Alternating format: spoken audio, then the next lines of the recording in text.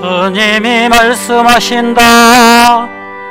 나는 마음이 온유하고 겸손하니 내 멍에를 메고 나에게 배워라.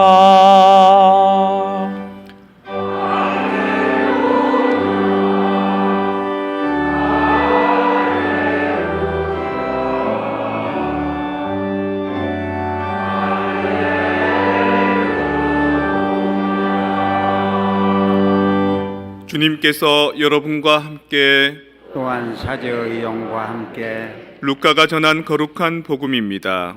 주님 영광 받으소서.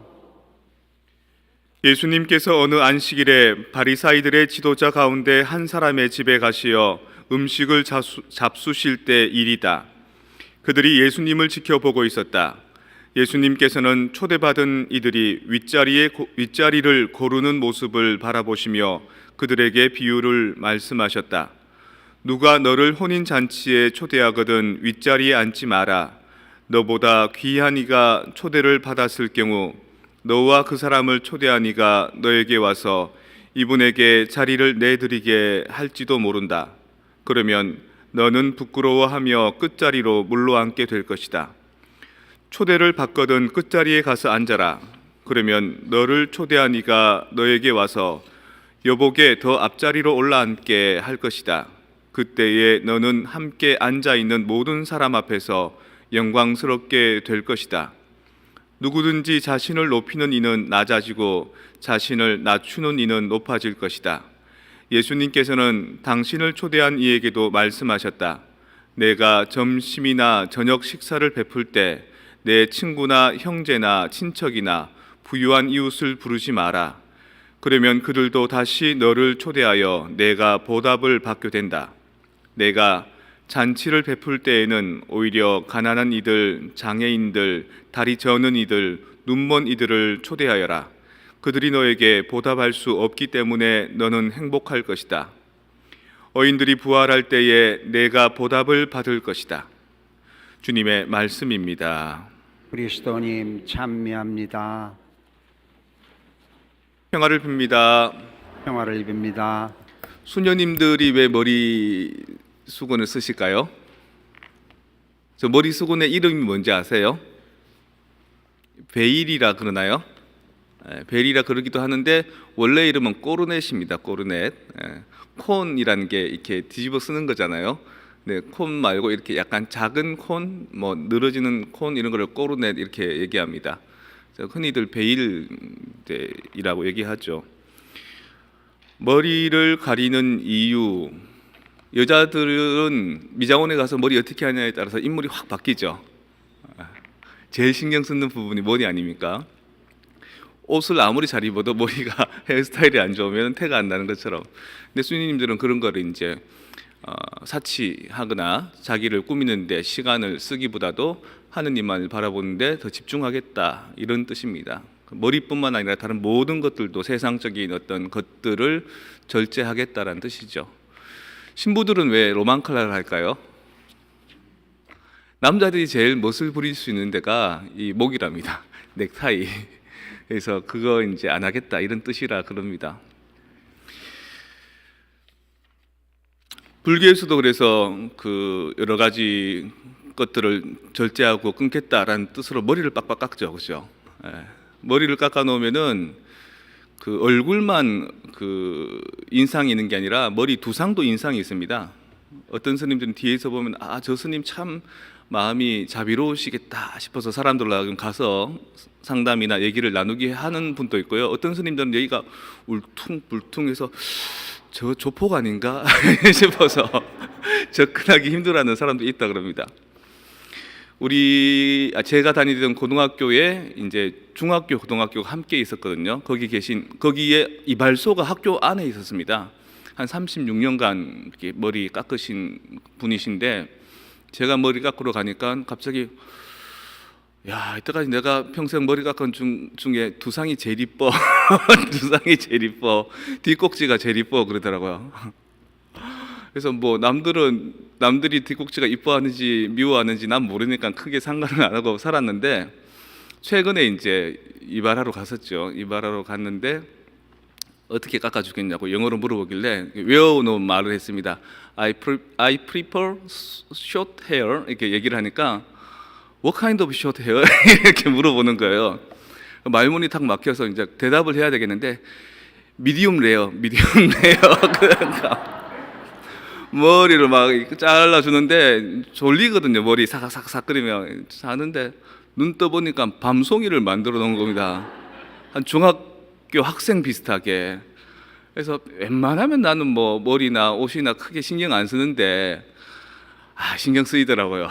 신경 많이 쓰이고 몇몇 사람이 이렇게 제보를 하는데 앞은 그나마 좀 괜찮은데 뒤에서 보면 완전히 난리라고, 우리 손질 좀 했으면 좋겠다고. 그래서 이제 이틀 전에 그 한국말이 통하는 한국 이발소에 가서 이제 머리를 맡겼죠. 머리 맡기고 내가 하고 싶은 말 다 하고 깎아주시는데, 그분이 뭐라 그러냐면 미장원에서 깎으면 여자들은 머리가 길기 때문에 그 섬세한 그 가위질 안 해도 좀 삐죽삐죽해도 티가 안 나는데, 남자들은 이렇게 바짝 깎아버리면 이 두상에 따라서 맞춰야 된다는 겁니다. 곡선을 자연스럽게 얼굴 형태나 이 두상 형태에 따라서. 근데 그거를 알 수 있는 테크닉은 여기 미장원은 물론이거니와 미국 이발소도 좀 없다는 거예요. 여기는 인허가, 이발소나 미장원을 내는데 교육을 일정 받고 그다음에 자기가 해왔던 그 경력으로 체험으로 이제 스킬을 익혀가는데, 한국은 아예 이게 안 되면은 그 영업을 못하게 했답니다, 옛날에는. 그리고 세계 기능 올림픽이라는 거를 한 80년대 많이 했었잖아요. 근데 그 중에 한국이 뭐 7, 8개 금메달을 따는데 꼭 들어가는 메달이 그 헤어컷, 이발사 하시는 분들이 꼭 세계에서 제일 머리 잘 깎는 기능 올림픽에 입상하고 있었습니다. 그런 그 세대의 어른들이 여기서 이발소를 간혹하시기 때문에 차이가 날 수밖에 없다고. 잘 하시는 분인데도 깎아놓고 또 머리 감기고 한 번 더 보고 분칠해서 또 오고 밸런스를 맞춘다고 애를 쓰시더라고요. 지금은 조금 인물나죠. 지난주도 짧은 머리였지만 지난주는 막 이렇게 삐죽삐죽했는데 이거 한 번 다듬었다고 사람이 때깔이 달라집니다. 머리야 뭐 그냥 깎으면 된다고 생각하는데, 머리 깎고 난 뒤에 그 디테일이 얼마나 중요하냐가 달려 있듯이 우리의 어떤 성숙에 있어서도 뭐 이렇게 열심히 하면 되겠지라고 하는데 그 디테일이 상당히 중요한 겁니다.